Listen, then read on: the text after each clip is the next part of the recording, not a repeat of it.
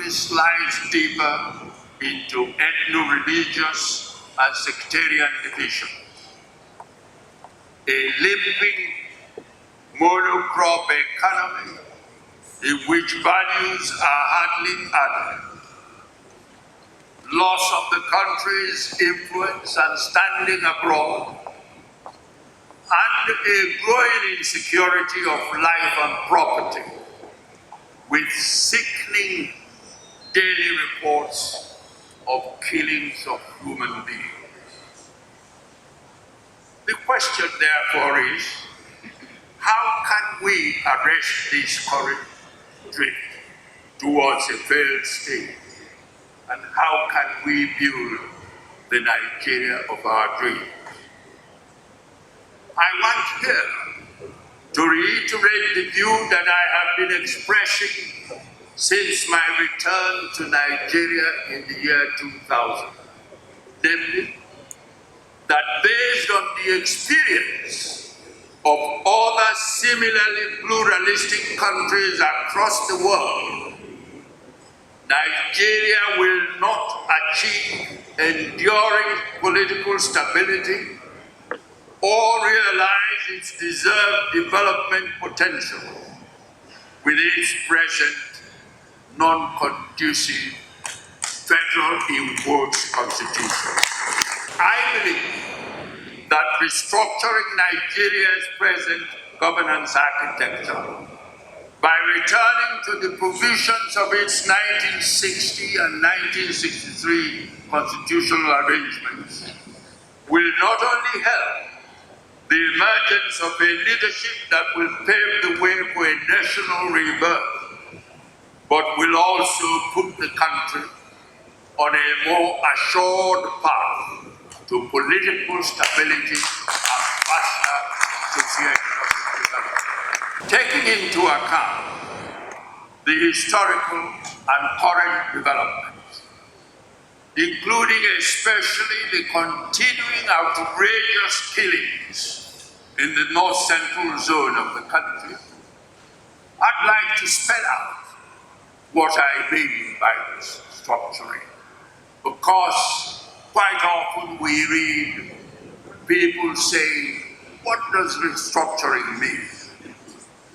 I am proposing a restructuring of Nigeria into a true federation of eight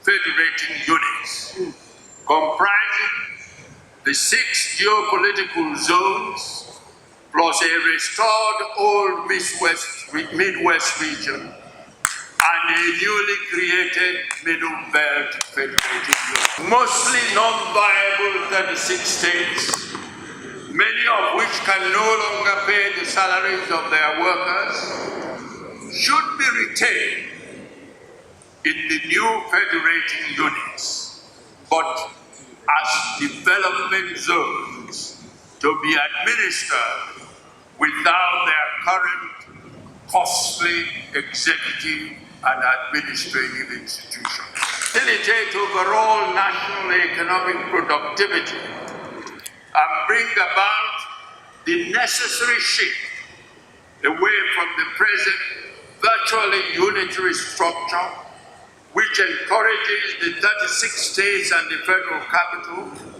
to rely on a philosophy of, and I quote, sharing the national cake. And it will encourage the more viable federating units to focus on productivity and internally generated revenue. Besides, I believe that the restructured federalism will rekindle among the citizenry a sense of nationalism and the spirit of unity in diversity. The more viable and fewer federating units will also discourage the do-or-die politics, which in the competition of in competition for the all-powerful center exacerbates the divisive tendencies within the country. A restructured Nigeria would make it easier to do away with a political class that is mainly driven by self-centered concerns and encourage the emergence of a class of leaders that are capable of inspiring and forming affinity with the people. Leaders who, like our First Republic regional leaders, would be capable of delivering their electoral promises and meeting the needs of the people, as well as articulating a vision of how to continue to sustainably meet those needs. I would like to conclude by saying that while leadership is a critical factor in the life of Nigeria, and indeed of every other nation, good leadership thrives best in a conducive political and governance structure. An example of a national disaster was what happened to the Socialist Republic of Yugoslavia because of a flawed governance structure. I therefore call on our governments and lawmakers to heed the growing warnings of potential national disaster by agreeing to adopt a restructured true federalism.